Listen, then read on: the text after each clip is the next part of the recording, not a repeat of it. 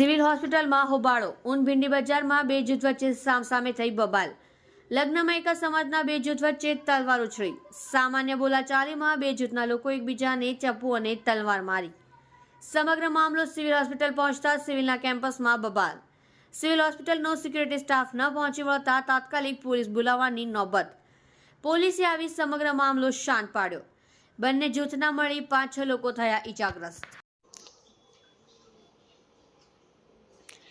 કલ્પેશ રાણાની સાથે જોતા રહો न्यूज़ 9 गुजराती सूरत। मेरा नाम बलदेव सिंह। सर हम खाना शादी में जैसे खाना खा के उठा था, मैं बस में बूट करने बैठा था, उसने मेरे को चक्कू और कड़ा मारने लग गया। सुरेंद्र सिंह।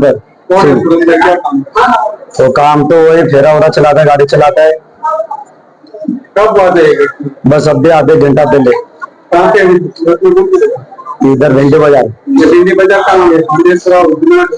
सचिन के अंदर पहले। कितने लोग थे? वो 3-4 जन थे, पर मेरे को अभी एक जन ने वो जमिया लेके भाग रहा था, मैं भागे था, मेरे को कुछ भी नहीं था। वो भाई को जो भाई को वो भाई को भी उसने मारा।